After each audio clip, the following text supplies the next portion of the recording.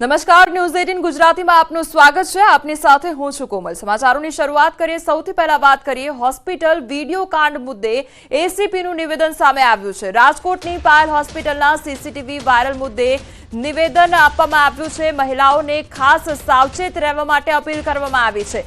Hotel, changing room સહિતના સ્થળો પર મહિલાઓને સાવચેત રહેવા માટે सूचन કરવામાં આવ્યું છે। અમદાવાદની સાયબર ક્રાઇમ તપાસ કરી રહી છે। મેડિકલ સ્ટ્રક્ચર મુજબ હોસ્પિટલમાં સીસીટીવી રાખવામાં આવ્યા હતા। શંકાસ્પદ શખ્સોની અટકાયત મુદ્દે અમદાવાદ સાયબર ક્રાઇમ માહિતી આપશે। રાજકોટ સાયબર ક્રાઇમની ટીમ માત્ર અમદાવાદ સાયબર ક્રાઇમની તપાસમાં સહયોગ આપે છે। હોસ્પિટલના સ્ટાફ કે ડોક્ટરોની સંડોવણી હોવા બાબતે તપાસ ચાલી રહી છે। કેમેરા હેક થયા કે પછી અન્ય કોઈની સંડોવણી તે મુદ્દે પણ તપાસ ચાલુ છે। જો આ પ્રકારે ક્યાંય પણ હિડન કેમેરા લગાવેલા હોય તો પોલીસનો સંપર્ક કરવા માટે પણ અપીલ કરવામાં આવી છે।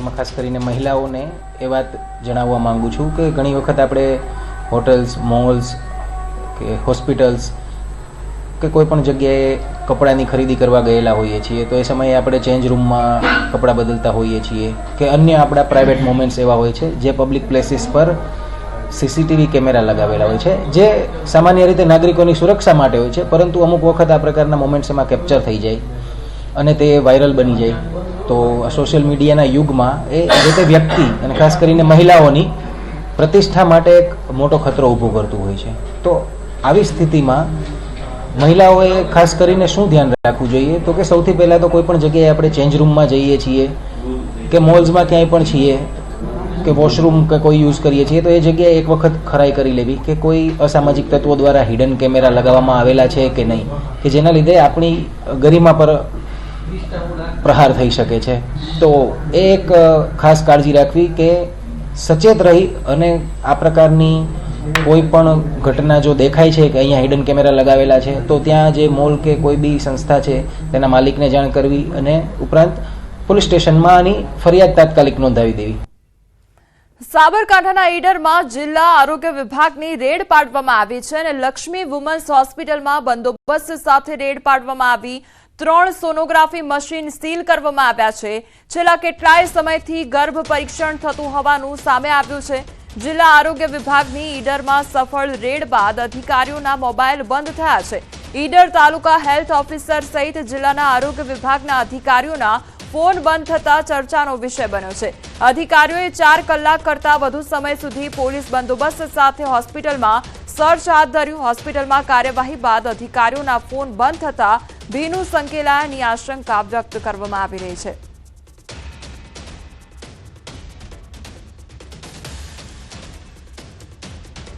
વડોદરાના ડભોઈ સામૂહિક આરોગ્ય કેન્દ્રની પોલ ખુલ્લી પડી છે અને દર્દીના બદલે બેડ પર શ્વાન આરામ ફરમાવી રહ્યા છે। આ સામૂહિક આરોગ્ય કેન્દ્ર છે કે પછી પશુ દવાખાનું તે સવાલ ઉદ્ભવી રહ્યો છે। સામૂહિક આરોગ્ય કેન્દ્રમાં સ્વચ્છતાનો પણ અભાવ જોવા મળ્યો છે। સાજો માણસ પણ બીમાર થઈ જાય તે પ્રકારનો ઘાટ જોવા મળ્યો છે। સરકારી દવાખાનામાં ચાલતી લાલિયાવાડીથી અનેક સવાલ ઉઠ્યા છે। ગ્રામ્ય વિસ્તારના ગરીબ દર્દીઓ બેજવાબદાર તંત્ર સામે લાચાર જોવા મળ્યા છે।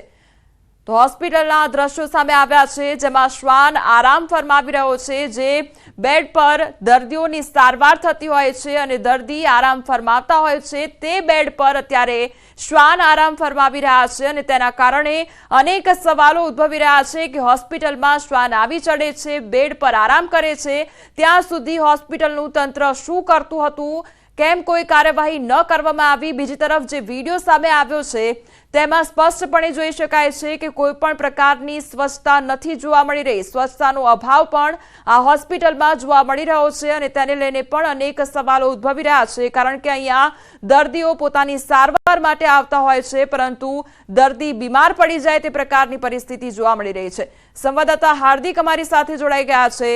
હાર્દિક, અહીંયા દવાખાનાની જે દયનીય સ્થિતિ જોવા મળી રહી છે, ક્યાંય સ્વચ્છતા નથી જોવા મળી રહી, બીજી તરફ શ્વાનોનો અડ્ડો જોવા મળી રહ્યો છે, કયા પ્રકારની પરિસ્થિતિ જોવા મળે છે ત્યાં? બિલકુલ, જો આ જે દ્રશ્યો સામે આવ્યા છે તે ડભોઈના સામૂહિક આરોગ્ય કેન્દ્રના દ્રશ્યો છે। આ માત્ર એક હોસ્પિટલની વાત નથી, પરંતુ ગ્રામ્ય વિસ્તારમાં જેટલા પણ આ પ્રકારના સરકારી દવાખાના હોય છે તે મોટે ભાગે આ જ પ્રમાણે લાલિયાવાડી જે છે તે ચાલતી હોય છે। અને આ લાલેવાડી પાછળ ક્યાંક ને ક્યાંક જે જિલ્લાના મુખ્ય આરોગ્ય અમલદાર છે તે જવાબદાર હોય તેમ લાગી રહ્યું છે, કારણ કે તેમના દ્વારા પ્રોપર સુપરવિઝન જે છે તે નથી કરવામાં આવતું. એના કારણે જે હોસ્પિટલમાં ફરજ બજાવતા કર્મચારી અને અધિકારી હોય છે તેમનો છૂટો દોર જે છે તે મળી જતો હોય છે. અને બીજી વાત કરીએ તો આ ગામડાના દવાખાના છે ને અહીંયા ગરીબ દર્દીઓ સારવાર માટે આવતા હોય છે, એટલે કંઈક ખોટું થતું હોય, લાલેવાડી ચાલતી હોય તો મજબૂરીના માર્યા જે દર્દીઓ છે તેઓ અવાજ નથી ઉઠાવતા. પરંતુ આ એક જાગૃત નાગરિક છે તેના દ્વારા આજે ડભોઈનું સામૂહિક આરોગ્ય કેન્દ્ર જે છે તેમાં કયા પ્રકારની લાલેવાડી ચાલી રહી છે તેની પોલ જે છે તે ખોલવામાં આવી છે. દ્રશ્યોમાં જોઈ શકાય છે કે જે બેડ ઉપર દર્દીએ સારવાર લઈને આરામ કરવાનો હોય છે ત્યાં શ્વાન જે છે તે આરામ ફરમાવી રહ્યો છે. બીજી વાત કરીએ તો એવા પણ આક્ષેપો કરવામાં આવી રહ્યા છે કે આ જે હોસ્પિટલ છે ત્યાં ગંદકીના ઢગ જે છે ચારે તરફ ભરેલા છે અને સિક્યુરિટીની કોઈ જાતની સુવિધા નથી. ત્યારે ચોક્કસથી જિલ્લાના જે આરોગ્ય અમલદાર છે, CDHO છે, તેમના દ્વારા આ જે જવાબદાર મેડિકલ ઓફિસર છે તેના સ્થાનિક અને જે કર્મચારીઓ છે તેમની સામે પગલાં લેવા અનિવાર્ય છે, જેથી અન્ય જે ગ્રામ્ય વિસ્તારના હોસ્પિટલ છે તે આ પ્રકારની લાલેવાડી જે છે તે સામે ના આવે. જે હાર્દિક, આજે ડભોઈની આરોગ્ય કેન્દ્ર છે તેમાં દરરોજના કેટલા દર્દીઓ પોતાની સારવાર કરાવવા માટે આવતા હોય છે, અને જો આ પ્રકારે સ્વચ્છતાનો અભાવ જોવા મળતો હોય અને કાલ ઉઠીને દર્દીઓના જીવ સાથે કોઈ ચેડા થઈ જાય, વધુ દર્દી બીમાર પડી જાય તો તેના માટે જવાબદાર કોણ? બિલકુલ તીજા, તમે હોસ્પિટલમાં દર્દીઓની વાત કરી તો ગામડાની અંદર એ પ્રકારનું આયોજન હોય છે સરકારનું કે 5 ગામ વચ્ચે એક જે સામૂહિક આરોગ્ય કેન્દ્ર છે હોય છે, એટલે આસપાસના જે ગામના લોકો હોય છે, દર્દીઓ હોય છે તે આ સામૂહિક આરોગ્ય કેન્દ્રમાં સારવાર માટે આવતા હોય છે. બીજી વાત કરીએ તો અહીંયાથી કેટલાક દર્દીઓ દ્વારા એવી પણ ફરિયાદ કરવામાં આવી છે કે જ્યારે તેઓ પોતાની બીમારીને લઈને આ સામૂહિક આરોગ્ય કેન્દ્ર ખાતે જાય છે ત્યારે ત્યાંના જે પોલમારું જે કર્મચારી અધિકારી હોય છે તેમના દ્વારા અન્ય હોસ્પિટલમાં આ દર્દીઓને જે છે તે રેફર કરી દેવામાં આવતા હોય છે. એટલે આ પ્રકારની અનેક ફરિયાદો જે છે ત્યાં હોસ્પિટલમાંથી ઉઠી છે. ભૂતકાળમાં અનેક લોકોએ પ્રયાસ પણ કર્યો હશે, પરંતુ તંત્ર દ્વારા આ સમગ્ર મામલે આંખ આડા કાન જે છે તે કરવામાં આવી રહ્યા છે. ત્યારે અત્યારે જે વિડીયો વાયરલ થયો છે ત્યારબાદ CDHO છે તેમના દ્વારા કયા પ્રકારની કાર્યવાહી કરવામાં આવે છે તે જોઈ રહ્યું. પરંતુ એક વાત ચોક્કસ છે કે આ મામલે ગંભીર બેદરકારી ગણીને જે આ હોસ્પિટલના સત્તાધીશો છે તેમની સામે કાર્યવાહી કરવી ખૂબ જ જરૂરી બની છે. જે હાર્દિક, સમગ્ર માહિતી બદલ આપનો આભાર. બીજી તરફ હવામાન વિભાગની આગાહી કરવામાં આવી છે. રાજ્યમાં ઉત્તર પશ્ચિમ અને ઉત્તરના પવન ફૂંકાઈ રહ્યા છે. આગામી 5 દિવસ તાપમાન યથાવત રહેશે. એક વેસ્ટર્ન ડિસ્ટર્બન્સના કારણે વાદળછાયું વાતાવરણ રહેશે, તો તાપમાન સામાન્ય કરતા વધુ નોંધાઈ રહ્યું છે અને રાજ્યમાં સામાન્યથી વધુ તાપમાન નોંધાયું છે. તો આગામી 5 દિવસ તાપમાન યથાવત રહેશે.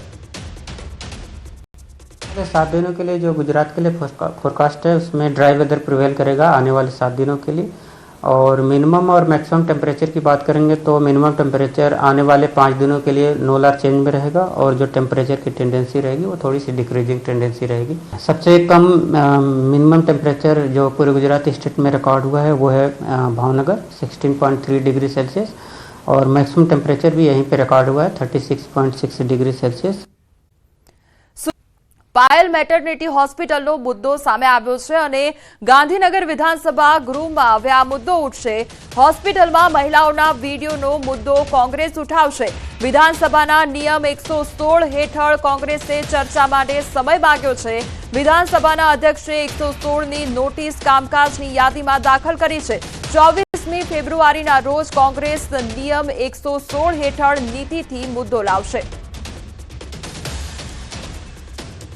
ગાંધીનગરમાં વિધાનસભા સત્ર શરૂ થતા પહેલા કોંગ્રેસે વિરોધ નોંધાવ્યો હતો. અમિત ચાવડા સહિત કોંગ્રેસ ધારાસભ્યોએ બેનરો સાથે વિરોધ નોંધાવ્યો હતો. રાજકોટ CCTV કાંડ, અમેરિકા ડિપોર્ટ મામલે તેમજ ભરતી કૌભાંડ મુદ્દે પણ વિરોધ નોંધાવવામાં આવ્યો હતો. રોજગાર નહીં મળવાથી ગેરકાયદેસર રીતે કરોડો રૂપિયા આપીને અમેરિકા ગયા, પણ એની સાથે જે વર્તન થયું, જે રીતે અમને ડિપોર્ટ કરવામાં આવ્યા, જે રીતે હાથમાં કડીઓ પહેરાવવામાં આવી, એ ખાલી એ ગેરકાયદેસર ગયેલા લોકોનું અપમાન નથી પણ સમગ્ર ભારત દેશનું અપમાન છે. ભરૂચ પોલીસને બગાસુ ખાતા પતાસું મળી ગયું. શહેરમાં નિવૃત્ત આર્મી મેનના ઘરમાં પ્રવેશ કરી 8 તોલા સોનાના દાગીના, ચાંદી તથા રોકડા 2.25 લાખની મત્તા ઉપર હાથફેરો કરનાર 2 ચોરને પોલીસે ઝડપી પાડ્યા. જોકે ધરપકડ કરાયા બાદ બંનેની પૂછપરછ કરતા ચોંકાવનારી વિગત જાણવા મળી. આ બંને ચોરમાંથી એક ચોર, જેનું નામ રામ સ્વરૂપ કુશવાહા છે તેને 1 વર્ષ અગાઉ મુંબઈના જુહુ વિસ્તારમાં રહેતા સુપરસ્ટાર શાહરૂખ ખાનના બંગલોમાં ચોરી કરવાના મામલે પૂછપરછ કરવામાં આવી હતી તો શાહરૂખ ખાનના ઘરે પણ ચોરી કરવા આ ચોર પહોંચ્યો હતો। 1 વર્ષ અગાઉ ચોરીનો નિષ્ફળ પ્રયાસ હાથ ધરવામાં આવ્યો હતો અને પોલીસ દ્વારા પૂછપરછ કરતા આ આખા મામલામાં ખુલાસો થયો હતો।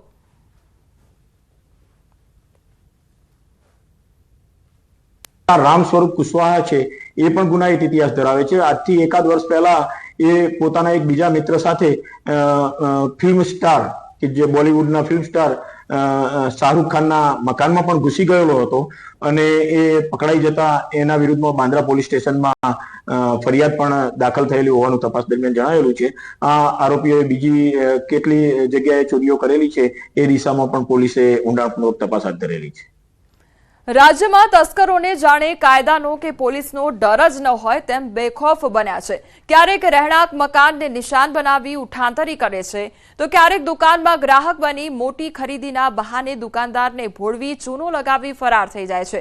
સુરેન્દ્રનગરમાં પણ 3થી વધુ મકાનમાં તસ્કરો સોનાના દાગીના સહિતની ચોરી કરી ફરાર થઈ ગયા તો બીજી તરફ દ્વારકાના ખંભાળિયામાં પણ તસ્કરોએ સોના ચાંદીના દાગીનાની ચોરીને અંજામ આપ્યો।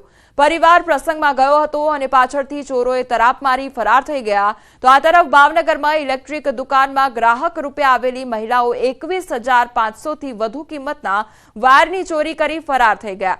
હવે સવાલ એ ઉભો થાય છે કે તસ્કરો સીસીટીવીમાં કેદ થાય છે, સીસીટીવીના આધારે ઝડપાઈ પણ જાય છે, તેની સામે કાર્યવાહી પણ કરવામાં આવે છે, છતાં તસ્કરોને કેમ કોઈ ડર લાગતો નથી? આવા અનેક સવાલો લોકો ઉઠાવી રહ્યા છે। મશીનમાં ફસાઈ જતા મોત મામલે હવે સૌથી મોટો ઘટસ્ફોટ થયો છે। અકસ્માત નહીં, હત્યા થયાનો ખુલાસો થયો છે। યુવકના સાથીએ જ હત્યા કરી હોવાનો ઘટસ્ફોટ થયો છે। સુરતના કતારગામ જીઆઈડીસીની આ ઘટના સામે આવી છે। 8મી ફેબ્રુઆરીએ યુવકની લાશ મળી આવી હતી। પીએમ રિપોર્ટમાં હત્યા કરાયાનો ઘટસ્ફોટ થયો હતો। મૃતક યુવકના સાથીની શંકાસ્પદ હિલચાલે ઘટના ઉકેલી કાઢી હતી। સાથે રહેતા યુવકે જ હત્યા કરી હોવાનું બહાર આવ્યું છે તો આરોપી રજબ અલી અંસારીએ હત્યા કરી હોવાનું સામે આવ્યું છે। કતારગામ પોલીસે આરોપીની ધરપકડ કરી કાર્યવાહી હાથ ધરી છે। આશારામનો વધુ એક સત્સંગ અને દાહોદમાં આશારામ આશ્રમમાં સમર્થકોની ભારે ભીડ જોવા મળી। આશારામ માટે લાલ જાજમ પણ પાથરવામાં આવી। સ્વાગત માટે અનેક લોકો પણ ઉમટી પડ્યા। આશ્રમ ખાતે ભજન કીર્તન સાથે આશારામની રાહ જોતા ભક્તો જોવા મળ્યા। આશારામ દાહોદ આવ્યા હોવાનો વિડીયો પણ સોશિયલ મીડિયામાં વાયરલ થયો। સમર્થકોને આશીર્વાદ આપી ઉજ્જૈન જવા માટે નીકળ્યા તો 17 ફેબ્રુઆરીએ મોડી રાત્રે આશારામ દાહોદ પહોંચ્યા હોવાનો વિડીયો પણ વાયરલ થયો છે। રાજકોટ મહાનગરપાલિકાનું આજે જનરલ બોર્ડ મળ્યું અને જેમાં આરએમસીના બજેટને લઈને ચર્ચા કરવામાં આવી, પરંતુ જનરલ બોર્ડ પહેલા ભાજપની સંકલન બેઠકમાં મેયર નારાજ થયા હોવાની ચર્ચાએ જોર પકડ્યું છે। મેયર સંકલન બેઠક છોડી જતા રહેતા શહેર ભાજપ પ્રમુખ અને ચેરમેને મનામણા કર્યા હોવાની ચર્ચાઓ ચાલી રહી છે। સ્ટેન્ડિંગ કમિટી ચેરમેને જનરલ બોર્ડમાં 150 કરોડનો કરબોજ રદ કરવામાં આવ્યો હોવાનું સંબોધન કર્યું છે।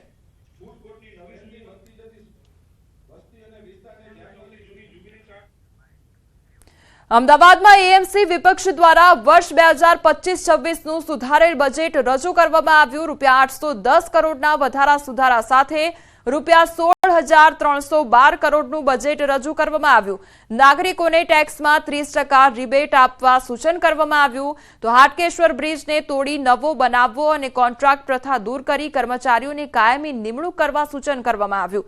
આ સાથે શહેરના તમામ ઝોનમાં અદ્યતન સ્પોર્ટ્સ સંકુલ બનાવવા ₹20 કરોડની જોગવાઈ મૂકવા સૂચન કરવામાં આવ્યું તેમજ રિવરફ્રન્ટ ઉપર નવી મલ્ટી સ્ટોરીડ હાઈટેક લાઇબ્રેરી શરૂ કરવા ₹25 કરોડ ફાળવણી અને આગામી 1 વર્ષ સુધી ફ્લાવર શો નાગરિકો માટે ફ્રી કરવા સૂચન કરવામાં આવ્યું। પ્રોપર્ટી ટેક્સમાં 30% રાહત આપવી જોઈએ। તમામ ઝોનમાં અદ્યતન સ્પોર્ટ્સ કોમ્પ્લેક્સ બનાવવા માટે 20 કરોડના સુધારા મૂક્યા છે। ડાયમંડ જુબલી બજેટના ઉજવણી નિમિત્તે કાંકરિયા લેક ફ્રન્ટ, તમામ મનોરંજન સ્થળ, અટલ બ્રિજ અને આગામી વર્ષમાં યોજનાર ફ્લાવર શો 1 વર્ષ માટે તમામ નગરજનો માટે પ્રવેશ નિઃશુલ્ક રાખવા માટે એક પોલિસી બનાવવા માટે એક વિનંતી કરી છે। રિવરફ્રન્ટમાં મલ્ટી સ્ટોરેજ હાઈટેક શાળાઓ બનાવવા માટે 50 કરોડ રૂપિયા, રિવરફ્રન્ટમાં મલ્ટી સ્ટોરેજ હાઈટેક લાઇબ્રેરી બનાવવા માટે 25 કરોડ રૂપિયા। સમાચારોમાં આગળ વધીએ તે પહેલા રોકાઈશું એક બ્રેક માટે।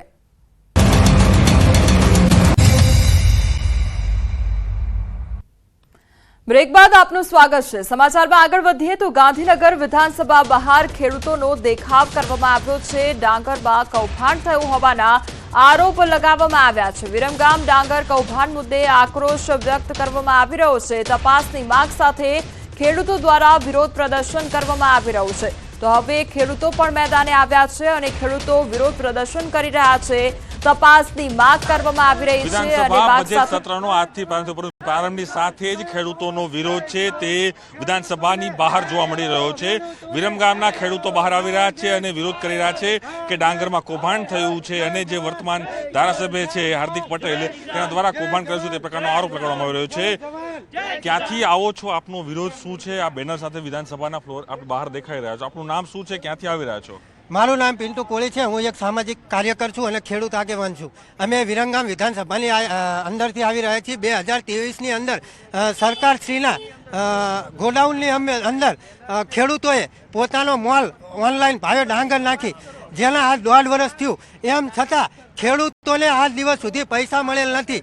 અમુક ખેડૂતોને પૈસા આવી ગયા, જેને ખરેખર ડાંગર નાખી જ નથી એવા ઘણા બધા ખેડૂતોને પૈસા આવ્યા, જે ઓરિજિનલ ખેડૂત છે જ નહીં, જે સાચન ખેડૂત નથી એવા ખેડૂતોને પૈસા આવી ગયા। પરંતુ જે ખરેખર ખેડૂતો છે, હાંસલપુરથી ઠેર આખો નળકાંઠો વિસ્તાર જે ખરેખર ખેડૂત છે, એમને આજ દિવસ સુધી 1 પણ રૂપિયો ખાતામાં નથી આવ્યો। આજે 1.5 વર્ષ થયો। 2023ની અંદર અમે ફેસબુક લાઈવ કરી અને ગોડાઉન બતાવ્યું હતું કે આ રીતનો કૌભાંડ થઈ રહ્યો છે, એમ છતાં સરકારી તંત્રોએ ત્યાં ધ્યાન ના આપ્યું અને અમારા યુવા ધારાસભ્યોએ પણ ત્યાં ધ્યાન ના આપ્યું। એના કારણે આજે 9.5 થી 10 કરોડનું કૌભાંડ થયું છે। 96,000 કટ્ટા ગોડાઉનની અંદરથી ગાયબ થઈ ગયા છે અને આ કૌભાંડ આચરવામાં આવ્યું છે। કૌભાંડ કોને આચર્યું છે? તમને કહ્યું શંકા, સામાજિક કાર્યકર્તા છો, તમે કહ્યું આટલા લાખો રૂપિયાના જે ડાંગ છે, બરાબર છે, કરોડો રૂપિયાની ડાંગ છે, કયા તમારા નેતાને તમે રજૂઆત કરી હતી? શું જવાબદારી હતી? શું વાત કરવામાં આવી હતી? હવે સોફિયાન મલિક જે અહીંયાનો મેનેજર છે, ભાવનગરમાં આઈટી વિભાગનું મેગા ઓપરેશન હાથ ધરવામાં આવ્યું છે અને છેલ્લા 24 કલાકથી વિવિધ સ્થળે તપાસ કરવામાં આવી રહી છે। જાણીતા બિલ્ડરો, ડોક્ટર સહિતની તપાસ કરવામાં આવી રહી છે। આઈટીની એક સાથે 36 જેટલી ટીમ દ્વારા તપાસ કરવામાં આવી રહી છે। ભાજપ આગેવાન ગિરીશ શાહના ઘરે પણ તપાસ કરવામાં આવી। આઈટીના 500થી વધુ કર્મચારીઓ તપાસમાં જોડાયા છે। શહેરમાં 11 પેઢીઓના કુલ 32 સ્થળો પર કામગીરી હાથ ધરવામાં આવી છે।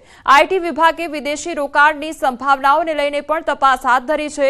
ફંડ ક્યાંથી આવે છે, ગ્રાહકો પાસેથી કેટલા રોકડા લેવામાં આવે છે, કેટલા રોકડા ચૂકવવામાં આવે છે, સાથે આઈએએસ, આઈપીએસ સહિતના કોઈ અધિકારીઓએ પણ આમાં રોકાણ કર્યું છે કે કેમ તેવી આશંકાઓને લઈને આઈટી વિભાગ દ્વારા સર્ચ હાથ ધરવામાં આવ્યું છે। ભાવનગરમાં છેલ્લા 24 કલાકથી ઇન્કમટેક્સનું સર્ચ ઓપરેશન ચાલી રહ્યું છે। ત્યારે વાત કરીએ ભાવનગરના જે અગ્રણી છે, ગિરીશ શાહ જેઓ ભાજપના અગ્રણી છે, શહેર પૂર્વ કોંગ્રેસ ભાજપના પ્રમુખ રહી ચૂક્યા છે, તેઓ પોતે બિલ્ડર છે, અગાઉ પણ અનેક ભાજપના હોદ્દાઓ પર રહી ચૂક્યા છે। તેમના ઘરે ઇન્કમટેક્સ છે, તેમના દરોડા છે। દ્રશ્યમાં તમે જોઈ શકો છો, ગિરીશભાઈ પોતે પોતાના ઘરની બહાર જે છે તે દ્રશ્યમાં દેખાય છે। ખાસ કરીને વાત કરીએ તો ભાવનગરની 11 પેઢી અને 32 સ્થળો પર ઇન્કમટેક્સ દ્વારા છે તે રેડ કરવામાં આવી છે અને ઓવરઓલ 500થી વધુ અધિકારીઓ છે ત્યાં રેડમાં જોડાયેલા છે। 150 જેટલા અધિકારીઓ છે તે હાલ રિઝર્વમાં છે। ત્યારે ચોક્કસ કહી શકાય કે આ રેડમાં જે વ્યવહાર કરવામાં આવ્યો છે, આર્થિક વ્યવહારો, જે રોકડ વ્યવહાર કરવામાં આવ્યો છે, તેની ખાસ કરીને ચકાસણી છે તે હાથ ધરવામાં આવી છે। ત્યારે તે જોવું રહ્યું કે છેલ્લા 2 દિવસથી ભાવનગરમાં જે આ રેડ ચાલી રહી છે, ત્યારે સમગ્ર તપાસ બાદ ભાવનગરમાંથી કેટલું કાળું નાણું ઝડપાય છે તે ઇન્કમટેક્સ દ્વારા ચોક્કસ રજૂ કરવામાં આવશે। નીતિન ગોયલ, ન્યૂઝ 18 ગુજરાતી, ભાવનગર। રેલવેની ભરતીમાં ગેરરીતિની આશંકા વ્યક્ત કરવામાં આવી છે અને રેલવેની ડીપીઓ કચેરી અને નિવાસસ્થાને સીબીઆઈનું સર્ચ ઓપરેશન હાથ ધરવામાં આવ્યું છે. વડોદરાની પ્રતાપનગરની ઓફિસ અને ઘરે સર્ચ કરવામાં આવ્યું છે. સુનિલ બિશ્નોઈ સહિતના 4 અધિકારીની તપાસ કરવામાં આવી છે. તપાસ બાદ 4 અધિકારીઓની ધરપકડ કરવામાં આવી. રેલવેની ભરતીમાં ગેરરીતિ થઈ હોવાના મામલે સીબીઆઈ તપાસ કરી રહી છે. Divisional provision officer Sunil Bishnoi અને સહિત 4 અધિકારીની ઓફિસમાં તપાસ કરી હતી. 4 અધિકારીઓની ઓફિસ અને ઘરે મોડી રાત સુધી સર્ચ કરવામાં આવ્યું હતું. ત્યારે હાલ સીબીઆઈ વધુ તપાસ કરી રહી છે. વડોદરાના કોટંબી સ્ટેડિયમમાં વુમન પ્રીમિયર લીગની મેચમાં સટ્ટો રમાડતા 5 બુકી ઝડપાયા છે. ચાલુ મેચે સ્ટેડિયમમાં જ સટ્ટો રમાડતા પોલીસે રંગે હાથ ઝડપ્યા. પોલીસે બુકીઓ પાસેથી 15 મોબાઈલ ફોન, રોકડ રકમ સહિત 2.80 લાખ ઉપરાંતનો મુદ્દામાલ જપ્ત કર્યો. રાજસ્થાનના 2 બુકી એમપીએલ અને સ્પોર્ટબાજી નામની એપ્લિકેશન પર રન ફેર સેશન પર ક્રિકેટનો સટ્ટો રમાડતા હતા અને કોલકાતાના 3 બુકી વેલકી નામની વેબસાઇટમાં ક્રિકેટ સટ્ટો રમાડતા હતા. પોલીસે 5ને ઝડપી તેમના વિરુદ્ધ જુગારધામ હેઠળ ગુનો દાખલ કરી વધુ તપાસ હાથ ધરી છે. રાજકોટમાં 14 વર્ષીય સગીરા પર સાવકા પિતાએ દુષ્કર્મ આચર્યું. ધોરણ 9માં અભ્યાસ કરતી સગીરાના સાવકા પિતાએ તેમજ તેના પિતાના મિત્રએ સગીરા સાથે દુષ્કર્મ આચર્યું અને હદ તો ત્યારે થઈ ગઈ કે જ્યારે પોતાના સાવકા પિતાની કાળી કરતૂત અંગે પોતાની સગી માતાને વાત કરી તો માતાએ દીકરીને ન્યાય અપાવવાની જગ્યાએ પોતાની દીકરીને જાનથી મારી નાખવાની ધમકી આપી મૌન કરી દીધી હતી. જો કે રાજકોટ શહેરની ગાંધીગ્રામ પોલીસની કામગીરીના કારણે આખરે 14 વર્ષીય માસૂમ દીકરીનો દેહ પીંખનાર સાવકા પિતા બીભત્સ માંગણી કરનારા સાવકા પિતાના મિત્રની ધરપકડ કરવામાં આવી છે. જેમાં ભોગ બનનારના સ્ટેપફાધર, એના સ્ટેપફાધરના મિત્ર અને જે ભોગ બનનાર છે એના માતા, એ ત્રણેય વિરુદ્ધમાં રેપ વિથ પોક્સોનો ગુનો દાખલ કરવામાં આવેલો છે. 2 મેલ અક્યુઝડ છે, એ બંનેને અરેસ્ટ કરી લીધા છે અને જે ભોગ બનનારના માતા છે એને વહેલી તકે અરેસ્ટ કરવામાં આવશે. એના માટે અમારી ટીમ કાર્યરત છે. ઊંઝા માર્કેટ યાર્ડને ધ્યાનમાં રાખી ઉત્તર ગુજરાતમાં ઊંઝા રેલવે સ્ટેશને કન્ટેનર યાર્ડ બનાવવાનો નિર્ણય કરવામાં આવ્યો છે. અહીં નિકાસ કરવા માંગતા વેપારીઓના માલની ઊંઝા રેલવે સ્ટેશનથી અન્ય સ્થળે મોકલવામાં આવશે. ત્યારે આગામી 26 ફેબ્રુઆરીના રોજ ઊંઝા રેલવે સ્ટેશનથી મુન્દ્રા પોર્ટ ખાતે માલસામાન ભરેલા કન્ટેનરથી પ્રથમ રેલવે રેક મોકલવામાં આવશે. આ જો અહીંયા રેલવે ડેપો બનતો હોય કન્ટેનર માટે તો એનાથી ઊંઝા ગંજ બજારને ઘણો જ ફાયદો થશે. ઊંઝાથી લઈ અને સિદ્ધપુર સુધીમાં ઘણી ઇન્ડસ્ટ્રીઝો, એગ્રી ઇન્ડસ્ટ્રીઝો આવેલી છે. આ ઇન્ડસ્ટ્રીઝોની જે ટ્રાન્સપોર્ટેશનની જે એમની સેવા ફાસ્ટ મળશે અને એમને ભાડામાં પણ ફાયદો થશે. રેલવેનો એક પ્રથમ કન્ટેનરની રેક આખી અહીંથી જશે 26 તારીખથી. તો બંદરો સુધી પણ નજીકથી મુન્દ્રા બંદર હોય કે કંડલા બંદર હોય કે દેશના કોઈ પણ બંદરો સાથે આ રેક દ્વારા ઊંઝાથી ટ્રાન્સપોર્ટેશન સરળતાથી થશે, ઓછા ખર્ચે થશે અને એમાં હું માનું ત્યાં સુધી ખેડૂતોને જળવાયેલું છે, વેપારીઓને જળવાયેલું છે અને વ્યાજબી ભાવે ત્યાં ઓછા ખર્ચમાં ખેડૂતો, વેપારીઓને બધાને પણ ફાયદો થશે. એટલે બાય રોડમાં વેપારીઓને જે પહોંચવાનો સમય છે એ થોડો વધારે થતો હોય છે. જ્યારે આ કન્ટેનરની સેવા અહીંયા ઉપલબ્ધ થશે, કન્ટેનર ડેપો બનશે, તો વેપારીઓ પોતાનો માલ ઓછા સમયમાં બંદર સુધી પહોંચાડી શકશે.